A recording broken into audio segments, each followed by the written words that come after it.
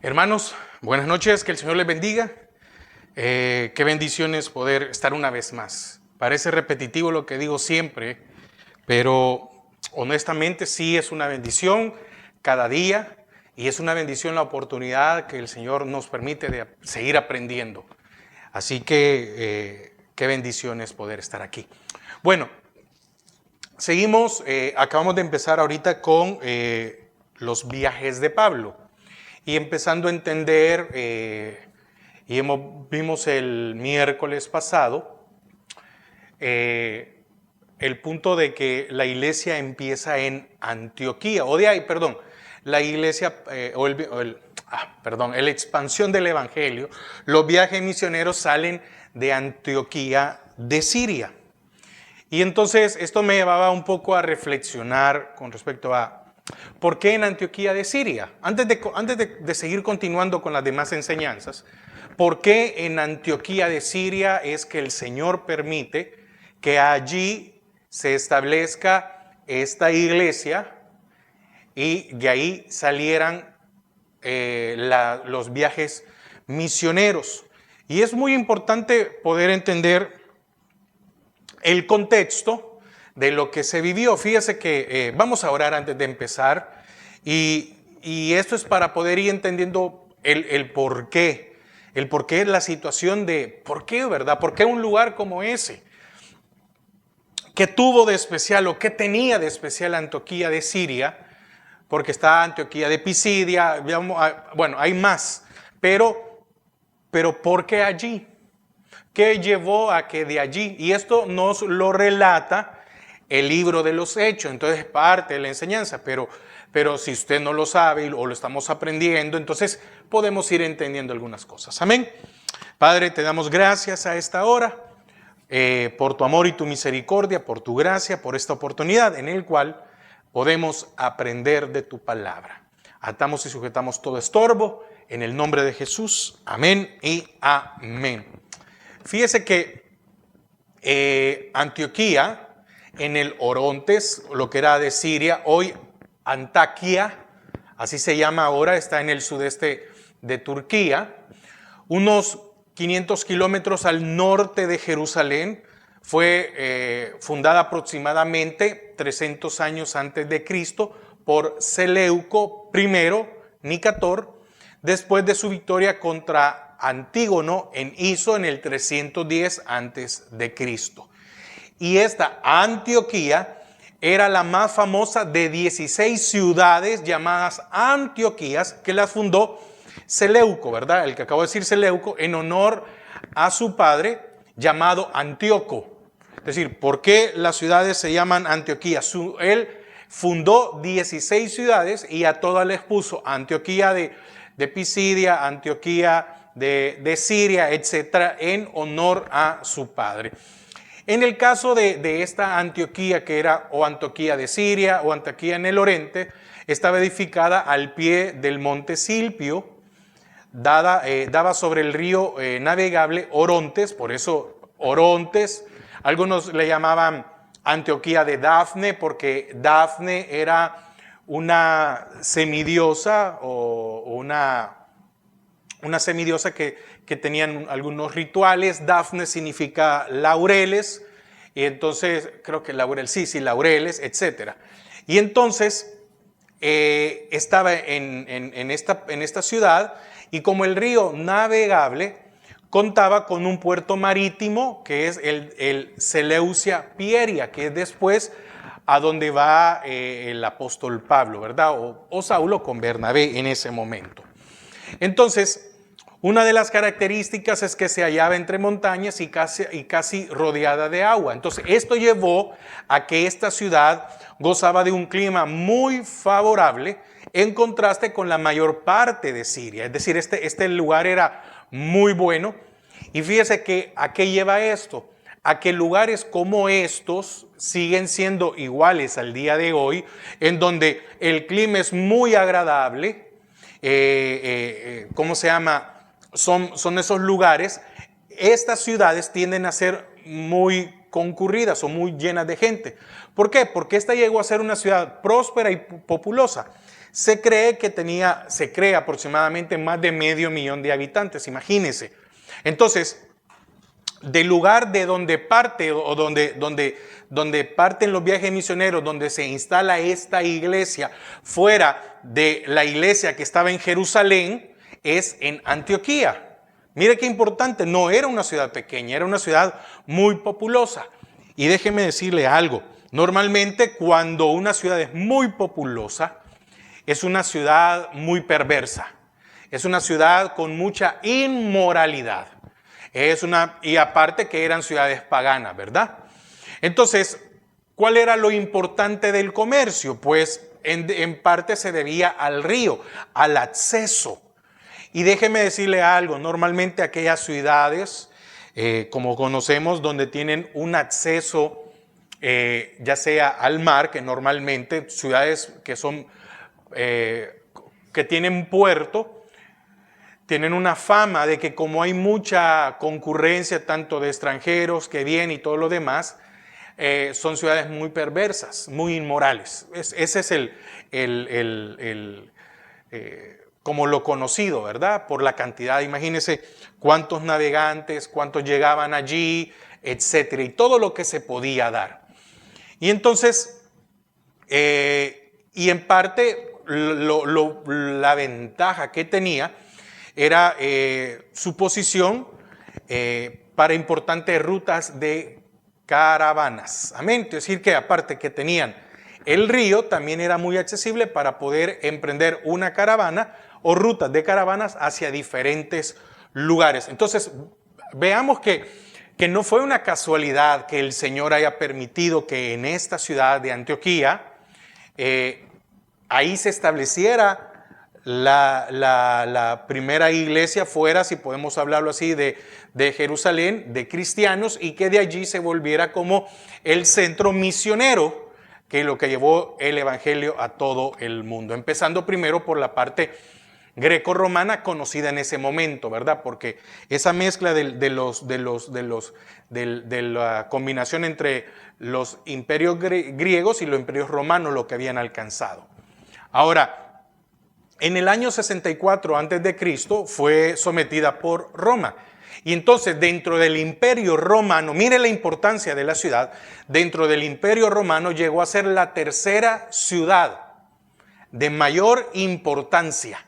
Imagínense, no era una ciudad más allá. La primera era Roma, porque ahí estaba la capital, y la segunda era Alejandría.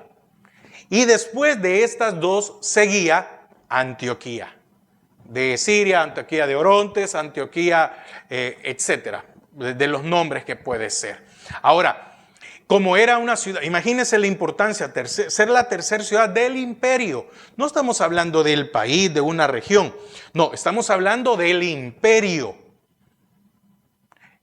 Y entonces ahí es donde el Señor permite llevar este evangelio, ¿verdad? Entonces, algunas características, solo como cuestión de cultura, de conocer. Las casas lujosas adornaban su calle principal y la calle principal tenía una distancia de 6 kilómetros. Imagínense, 6 kilómetros. Entonces, imagínense esa opulencia, ese orgullo de decir, yo vivo en Antioquía de Siria, ¿verdad? Y miren cómo estamos aquí y todo esto hermoso y todo esto opulento, etcétera. Y los emperadores acostumbraban a contribuir su belleza general, es decir, todavía aparte de lo más que se daba. Ahora, Antioquía se conocía además por su devoción sensual a Dafne. Amén. A Dafne, que era como una semidiosa, podemos hablarlo de esta manera, en lo mítico le llamaban como una semidiosa, pero todo estaba siempre bajo el culto de Astarte, de Astarot, de Aser, etc. Ahora, había algo, y por eso vamos al punto que lo decía, normalmente en estas ciudades la inmoralidad es muy grande. El culto a Dafne era propiciado por una devoción sensual. Y el culto era orgiástico, es decir, era de índole sexual, ¿sí? Era un culto lleno de orgías, punto. Eso era, mire el lugar en donde empezó la palabra del Señor, el lugar a donde llegaron, se fundó una iglesia, se funda ese centro misionero. Hermano, podemos entender de que en una ciudad tan inmoral, de ahí el Señor ocupara como el centro para la evangelización. Amén. Entonces, ¿qué más? Volvamos siempre. Entonces, aquí había, ¿cómo se llama? Antioquía se conocía por la devoción sensual a Dafne. Era muy importante. Es más, estaba, no sé si lo dejé porque había mucha información, pero había hasta un bosque, si no estoy mal, había un bosque dedicado a esta semidiosa Dafne. Entonces, a veces para distinguir entre Antioquía y las otras 15, porque eran 16 de las que fundó Seleuco, se especificaba Antioquía cerca de Dafne, Antioquía de Siria, Antioquía de Dafne, etc. Entonces tenía varias cosas. Ahora, como yo expliqué el miércoles pasado, Antioquía se conocía porque siempre fue una ciudad heterogénea. Es decir, había una cantidad de personas de muchas nacionalidades. Que eso es esto se da por el acceso, muchas veces por el lado del mar, ¿verdad? La cantidad de personas, la diversidad de culturas. Normalmente, cuando usted vea una ciudad que está cerca del mar o en el mar, es decir, a la orilla, en la costa, usted se va a dar cuenta que ese lugar siempre va a ser un lugar multicultural por el acceso. Entonces, Josefo, que fue un historiador, dice que los seleucidas alentaron a los judíos a emigrar allí en grandes cantidades y les dieron plenos derechos de ciudadanos. Entonces, cuando estos les dijeron, vengan para acá, vengan a enriquecer nuestra cultura, les vamos a dar derechos, les vamos a hacer un montón de cosas. Y eso es lo que muchas veces sucede en algunos países en los cuales invitan a la gente de otros países, ¿verdad? A que vayan a vivir allí y les dicen, no, miren, los vamos a hacer ciudadanos desde el momento. Les vamos a dar todos los beneficios. Y normalmente, no estoy diciendo que todos son iguales, pero normalmente cuando un país abre sus puertas para este tipo de migración o de emigración, no sé, de migración, normalmente tiene unas leyes que van más orientadas a lo inmoral, porque esa es la forma de hacerlo, ¿verdad? Entonces, después, como un dato histórico, en el año 64 cae ante Pompeyo y Pompeyo la convirtió en una ciudad libre. Y entonces llegó a ser la capital de la provincia romana de Siria. Y fue la tercera ciudad del imperio. Y tanto los seleucidas, que fueron de los que venían de Seleuco, y los romanos levantaron magníficos templos, claro, para sus dioses y otros edificios. Entonces esta ciudad llegó a ser una ciudad muy imponente, con mucha cultura, con mucha adoración a dioses, etcétera, que era algo parte del Imperio Romano, ¿verdad? Que ellos, el Imperio Romano, no tenían, en muchas cosas no tenían nada como decir propio, porque aún la religión de los romanos fue tomada de una religión persa, que era la Mitra o Mitre, la religión Mitre, que desde ahí donde podemos ver hay muchas situaciones que son la religión que predominó y también es la religión que estaba antes del cristianismo, de que se convirtió, etcétera, ¿verdad? Entonces, ya bajo los seleucidas, sus habitantes, el caso de Antioquía, adquirieron reputación por su energía, su insolencia y su inestabilidad. Y esto trajo muchas manifestaciones, revueltas contra el dominio romano. Ahora, no obstante, Antioquía era nombrada por su cultura, habiendo sido elogiada en este sentido nada menos que por Cicerón. Cerca de la ciudad se encontraban, aquí está, los renombrados bosquecillos de Dafne y un santuario dedicado a Apolo, cuyos ritos de orgía se realizaban en nombre de la religión. Amén. Ahora, a pesar de todo esto, del mal moral que había allí, aquí es donde el Señor utilizó esta ciudad para que comenzara, si podemos hablarlo de esta manera, una era cristiana. Ahora, podríamos decir, no, pero qué terrible, ¿verdad? Qué terrible el hecho de que el Señor hizo que allá en Antioquía de Siria, o Antioquía cerca de Dafne, como usted le quiera decir, Antioquía, ahí empezara. ¿Cómo es posible que el Señor en esa ciudad tan inmoral, se levantara o iniciara esta era cristiana? Ahora, yo le hago una pregunta. ¿Cómo éramos nosotros antes de venir al Señor? ¿Cuántos eran inmorales? ¿Cuántos eran lo peor? Y a eso que era despreciable aún para el mismo mundo, vino el Señor y lo utilizó ¿para qué? Para ver un cambio. Porque fíjese que aparte de Jerusalén, no hubo otra ciudad que estuviera íntimamente relacionada con los comienzos del cristianismo, como la ciudad de Antioquía. Mire, qué misericordia que el Señor, es que mire, el Señor no hace nada a la carrera, a lo último y todo lo demás. No, el Señor lo hace con cuidado. Aquí. Sabía dónde. Sabía que allí había una necesidad, o no hubo una necesidad en Nínive, y por eso mandó a Jonás. Y no había una necesidad también para el mundo entero, para las naciones, y que de allá de Ur de los Caldeos el Señor escogió a Abraham y lo convierte en Abraham, y que de su descendencia al final de esa descendencia de Abraham viniera el Señor Jesús, y fue el que trajo salvación a este mundo lleno de inmoralidad.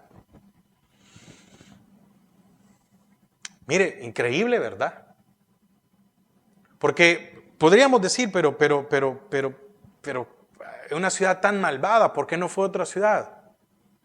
Porque el Señor sabía dónde había una necesidad y tenía que mostrar el poder de su palabra, el poder del Evangelio.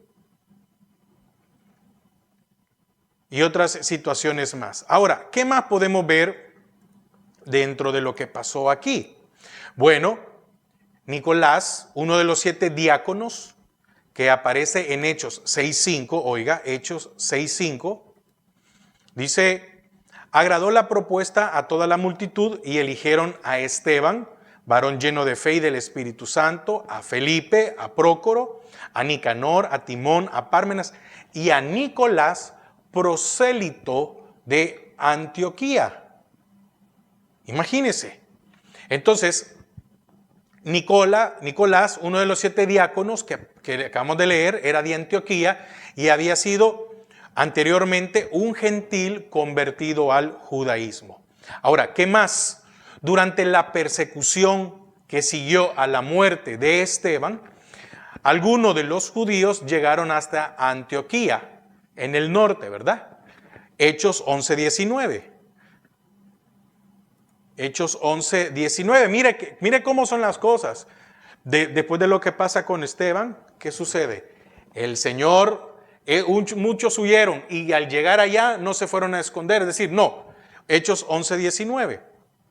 Ahora bien, los que habían sido esparcidos a causa de la persecución que hubo con motivo de Esteban, pasaron hasta Fenicia, Chipre y Antioquía, no hablando a nadie la palabra, sino a los judíos. Amén.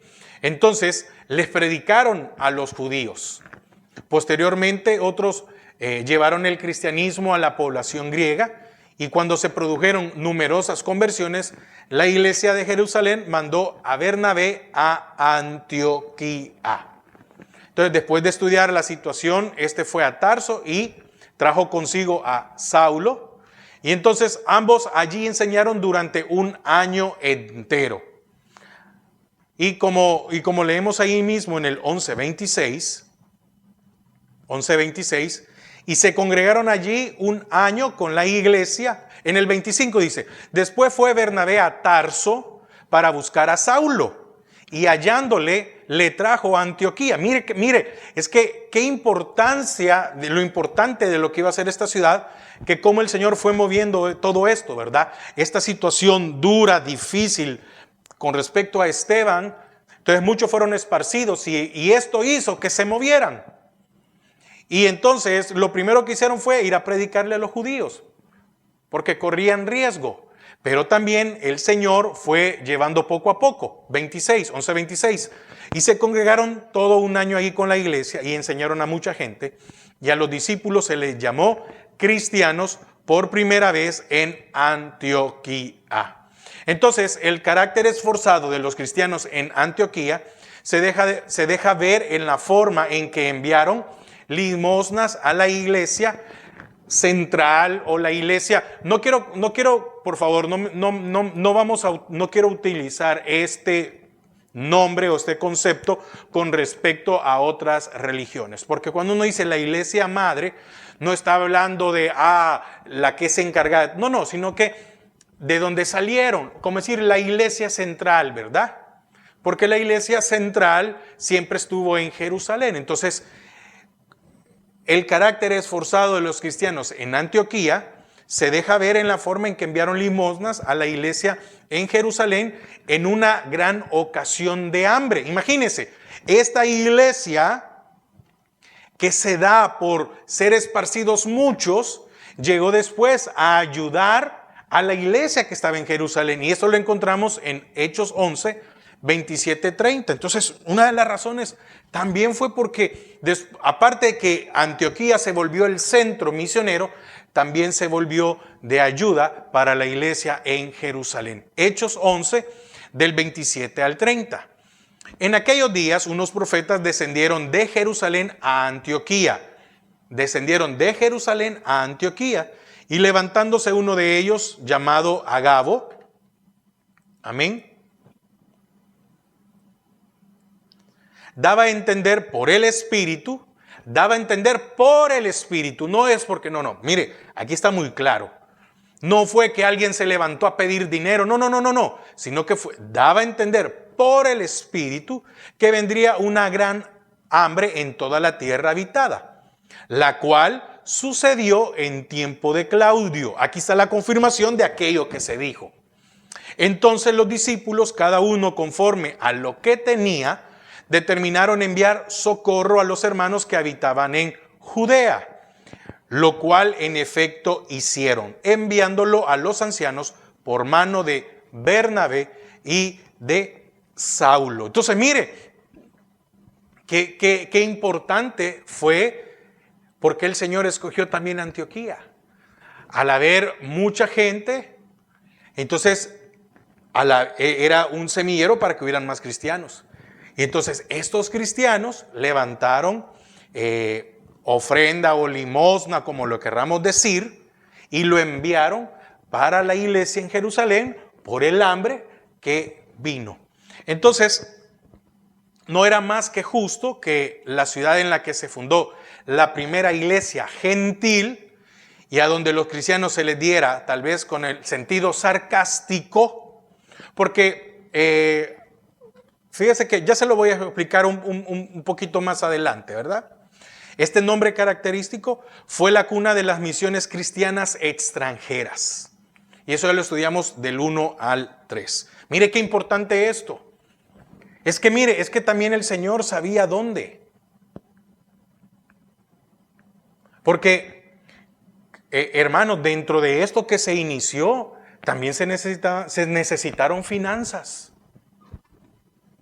Ahora, nunca se obligó a nadie, que eso es lo importante.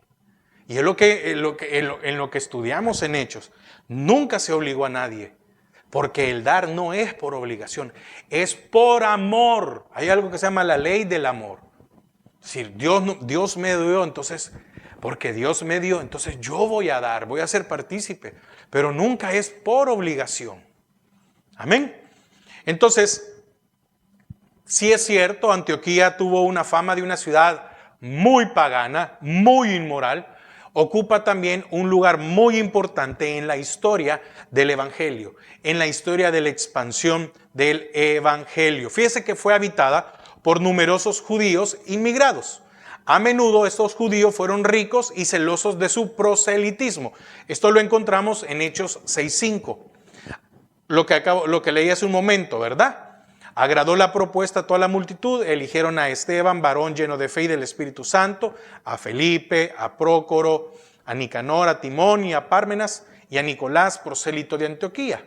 Entonces, Antioquía recibió el impacto del mensaje evangélico después de la persecución de Esteban, Hechos 11:19. Ahora bien, los que habían sido esparcidos a causa, amén. Entonces, esto llevó. Y fue allí donde, por primera vez, ¿verdad? Se le predicó el evangelio a los gentiles y a los creyentes se les llamó cristianos. Ahora, con respecto a esto, encontré algo dentro de la historia. Y es que fíjese que, ¿cómo son las cosas? Algunos creen o algunos opinan que cristianos, ¿por qué le estoy poniendo esto? Porque es algo que quiero que siga adelante. Algunos opinan que cristianos era un apodo de los satíricos antioqueños que inventaron. Antioquía tenía una fama de ser muy sarcástica, de ser una ciudad muy sarcástica, muy satírica, muy burlona. Ese era el ambiente en el que se... Pero es más aceptable, ¿verdad? Y para mí, es más aceptable la teoría que los propios miembros de la iglesia, joven y entusiasta, en su afán de identificarse con Cristo, se hayan autodenominado así, cristianos. Porque es la primera vez, aquí en Antioquía es la primera vez que hallamos que a los creyentes se les llamó cristianos. Pero tenía esta característica. Antioquía era una ciudad muy satírica, muy sarcástica, muy burlona, muy orgullosa, muy ensoberbecida. Era el ambiente. Amén. Ahora déjeme decirle algo. ¿Cuántos de los que hoy somos creyentes nos burlamos antes de aquellos que eran evangélicos? Diciéndoles, ustedes son unos aleluyas, son unos, etcétera, ¿verdad? Ahora, se volvió importante Antioquía, porque tanto Pablo y Bernabé salieron de ahí con destino a Chipre. El primer viaje a Asia Menor concluyó cuando Pablo y Bernabé volvieron a Antioquía. Salieron de Antioquía, pero volvieron a Antioquía e informaron a la iglesia lo que había acontecido. También se volvió refugio después de la persecución, etcétera. Entonces, ¿qué otras cosas?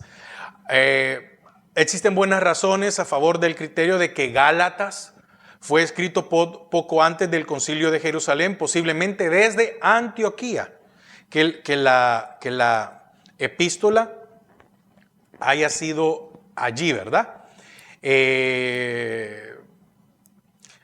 Pablo comenzó y terminó su segundo viaje misionero en Antioquía.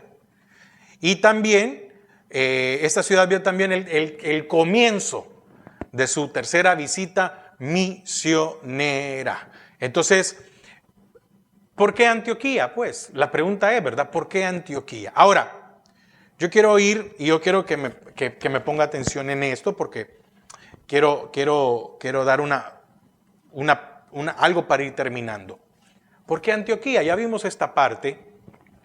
Podemos decir histórica, puntos, beneficios, en la ubicación, que tenía su propio puerto, era más accesible, etcétera, un montón de cosas. Ahora, era considerada la tercera ciudad más importante del Imperio Romano, después de Roma y Alejandría. Tenía por su ubicación y fácil comunicación por vía terrestre y marítima. Tenía todas las condiciones para el comercio y por esa razón llegó a alcanzar un gran desarrollo. Ahora, ¿qué había en Antioquía? Hemos visto que habían muchos templos, había un culto a Dafne propiamente de allí. Quiere decir que aquel que quería participar en algún rito o alguna orgía de Dafne tenía que ir allí. Y esto nos lleva a entender de que era muy visitada, era muy concurrente. Vemos que tenían fama de ser viciosos, muchos vicios, porque lo inmoral no está separado de lo vicioso. Pero también, como dije, tenía fama de ser sarcástica, satírica, burlona. Es decir, imagínese ese tipo de ciudad. Como esa era la cultura que había allí. A esta ciudad se le conocía como Reina del Este o Reina del Oriente, porque en algunos aparece como la reina. Imagínese el nombre que llegó a tener esta ciudad, la Reina del Este. Tenía que haber sido algo impactante esa ciudad. La Reina del Oriente. Hermano, recuerde que también todo estaba también bajo el culto para Astarte, para Hacer y para todo. Eso era de ley. No había nada. Ahora, que esto se puede comparar con el orgullo o con la soberbia. La palabra de Dios advierte que el orgullo es el exceso de amor propio y es algo que ellos se caracterizaban. ¿Por qué? Porque imagínense decir que somos la reina del Oriente o del Este. Ser la tercera ciudad más importante. Tener estas características, tener este acceso, tener ¿cómo se llama? Estos 6 kilómetros de casas lujosas, etcétera. Entonces, ¿qué es el orgullo? Es el exceso de amor propio, lo cual es abominación para Jehová. Porque dice Proverbios 16:5, abominación es a Jehová todo altivo de corazón, ciertamente no quedará impune. Entonces, donde habían altivos de corazón, el Señor llevó el evangelio.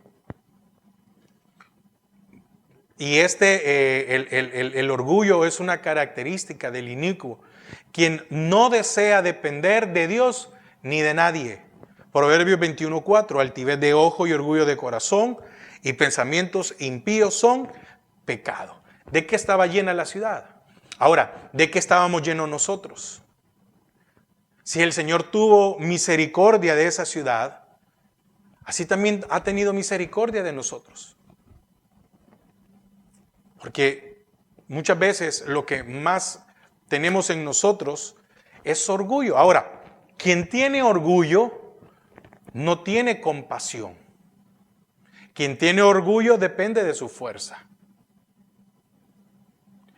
Quien tiene orgullo es agresivo. Y quien tiene orgullo, todo en esta persona, todo es competencia. Ser mejor, tener más, hacer más, etcétera, y todo lo demás con respecto a los otros. Ahora, ¿quién fue lleno de orgullo? Porque este fue el pecado de Luzbel. Porque al verse hermoso y conocedor de los secretos de Dios, su corazón, dice, se llenó de orgullo y quiso ser igual a él. Ezequiel 28:16 dice, a causa de la multitud de tus contrataciones, fuiste lleno de iniquidad y pecaste, por lo que yo te eché del monte de Dios y te arrojé de entre las piedras del fuego, oh querubín protector. Ahora, esta palabra en Ezequiel 28:16, donde dice, fuiste lleno. Amén. Todos sabemos que lleno es llenar algo, pero fíjese que una de las acepciones que tiene esta palabra es ensoberbecer, es decir, ser orgulloso, ser soberbio. Entonces, a causa de la multitud de tus contrataciones, fuiste completamente lleno de orgullo, de soberbia. Y además dice de iniquidad, ¿verdad? Y pecaste. Entonces, el final de la persona orgullosa es la desolación. Jehová, esto lo dice Proverbios 15:25, Jehová asolará la casa de los soberbios, pero afirmará la heredad de la viuda. Ahora, entonces podemos ver qué ciudad era Antioquía. ¿Qué es lo que se movía allí? Hermanos, ¿cuántos países hay religiosos donde lo religioso es tan fuerte? Y muchas veces vemos iglesias florecientes en medio de esos países donde hay una idolatría muy grande. Entonces, Dios no solo muestra la debilidad, amén, sino que nos dice cómo combatir las áreas que afectan. ¿Para cuántos de nosotros el orgullo sigue siendo un área de nuestras almas que no podemos doblegar, que no podemos rendir? ¿Qué es el orgullo? Depender de mi fuerza, sino depender de Dios. Entonces, Dios no solo muestra la debilidad. Él vio que había en esa ciudad una debilidad. Antioquía, tú eres orgullosa. Antioquía, voy a llevar mi palabra. Entonces, Él nos dice cómo combatir las áreas que nos afectan y de diferentes maneras hacer saber que el orgullo puede ser desarraigado de nuestras almas si se actúa con humildad y con sencillez de corazón.